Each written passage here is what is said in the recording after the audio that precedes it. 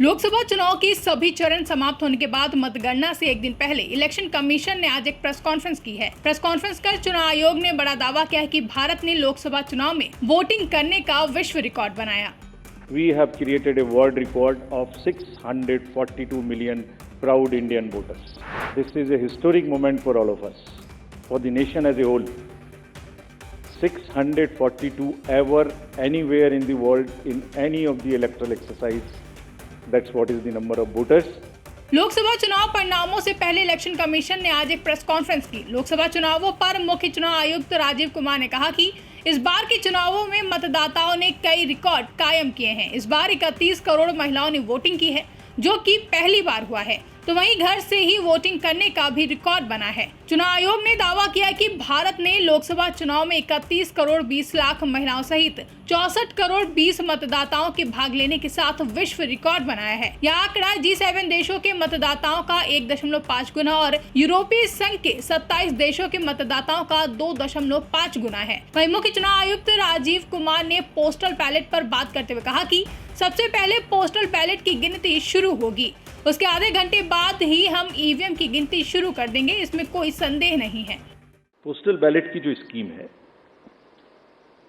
उसका रूल है 54A which was introduced in 1964 in the act. उस समय में बहुत सारे पोस्टल बैलेट्स नहीं थे।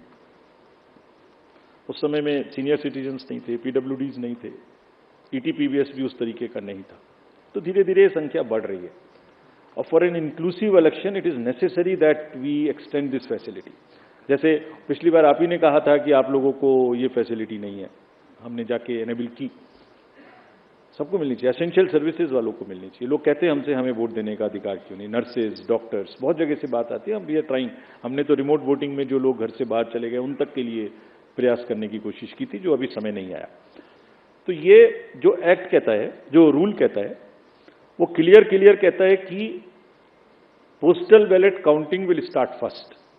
सो on all centres in the country it will start first, no doubt about it. After only half an hour would start the EVM counting. So there are 3 countings which are happening simultaneously and it is happening. It happened in 2019, it happened in all the 2022 elections of the states held thereafter. It happened yesterday also in case of Arunachal and Sikkim. हम mid course नहीं बदल सकते कुछ भी। और क्यों नहीं बदल सकते? Because it is compliant with the rule. क्या कहता है कि तीनों स्टार्ट होंगी और उसके बाद निर्विरोध तरीके से लास्ट तक कंटिन्यू करेंगी। पोस्टल की तरह चलेगा, ईवीएम की तरह के चलेगी। जैसे ईवीएम खत्म होगा वैसे ही 5 वीवीपैट की पर्ची का गिनना शुरू हो जाएगा। और आप लोगों की जनरल जानकारी के लिए almost majority of the booths में पोस्टल बैलेट की संख्या कम है, तो वो वैसे ही ऑटोमेटिक पहले खत्म हो जाएगा। It will continue like this.